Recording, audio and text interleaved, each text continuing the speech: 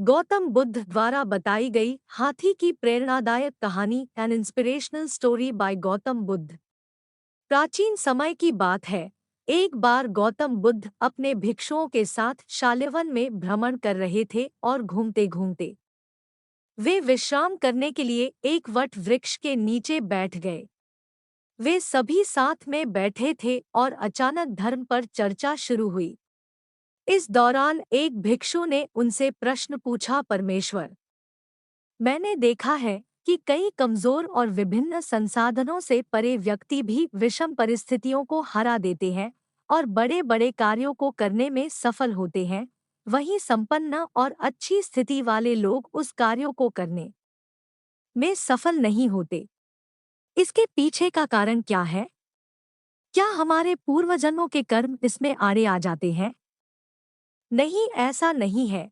गौतम बुद्ध ने उस भिक्षु की बात का उत्तर दिया और एक प्रेरक कहानी सुनाने लगे। विराट नगर में सुकीर्ति नामक एक राजा शासन किया करते थे।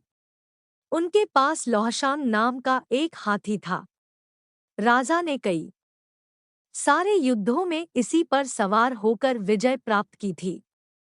बालावस्था से ही लौहशांग का इस प्रकार प्रशिक्षण किया गया था जिससे वह आगे चलकर युद्ध कला में निपुण हो सके। पर्वत के आकर के समान लौहशांग जब सेना का प्रतिनिधित्व करता और हुंकार भरता तो डर के मारे शत्रु की सेना दबे पांव ही भाग जाती थी। जैसे व्यक्ति जन्म के बाद युवावस्था से होता हुआ जरावस्था को प्राप्त होता है, उसी प्रकार लौहशांग भी बूढ़ा होने लगा। उसका शरीर कमजोर पड़ने लगा और तेज भी समाप्त होने लग गया। वह अब हाथीशाला में केवल शोभा मात्र बनकर रह गया था। सेना के लिए भी उसकी अहमियत कम होने लग गई थी, जिसके चलते उसकी ओर पहले जैसा ध्यान भी नहीं दिया जाता था। लौहशांग को दिए जाने वाले भोजन की मात्रा भी कम कर दी गई थी। एक बुजुर्ग सेवक उसके लिए भोजन और पानी की व्यवस्था करता था, लेकिन वह भी अक्सर ऐसा करने में चूक जाता था। परिणामस्वरूप हाथी को रोज भूखा प्यासा ही रहना पड़ता था। बहुत दिनों तक ऐसे ही प्यासा रहने के कारण एक दिन वह पानी की तलाश में हाथीशाला से निकलकर एक तालाब के पास जा पहुंचा। यह तालाब काफी पुराना था और लौहशांग को पहले भी यहाँ लाया गया था। तालाब के पास पहुंचकर उसने भरपेट पानी पिया और फिर उस जल में स्नान को चला गया।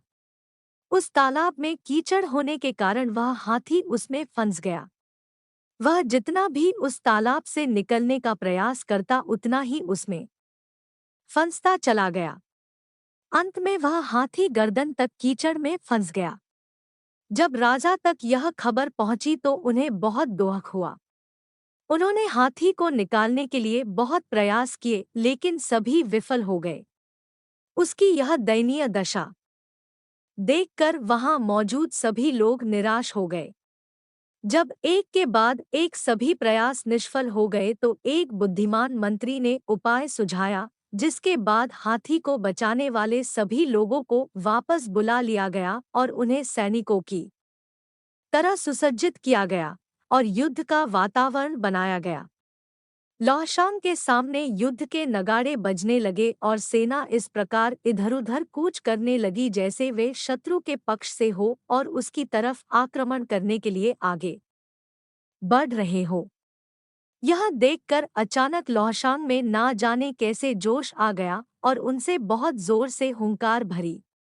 वह अपनी ओर बढ़ रहे सैनिकों पर आक्रमण करने के लिए पूरे बल से गर्दन तक फंसे कीचड़ को खदेड़ता हुआ तालाब के किनारे जा पहुंचा। उसके बाद उसे सैनिकों पर आक्रमण करने से पहले बहुत मुश्किल से नियंत्रित किया गया। यह कथा समाप्त करते हुए गौतम बुद्ध ने कहा, भिक्षुओं, इस संसार में सबसे अधिक महत्वपूर्ण मनोबल ही है।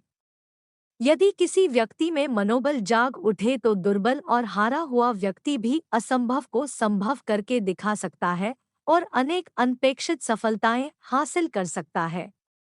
इस प्रेरक कहानी से हमें यह सीख मिलती है कि मन के हारे हार है और मन के जीते जीत, अर्थात यदि व्यक्ति मन में ठान ले कि उसे जीतना ही है तो कितनी भी विषम परिस्थिति हो वो उसे विजय प्राप्त करने से नहीं रोक सकती है।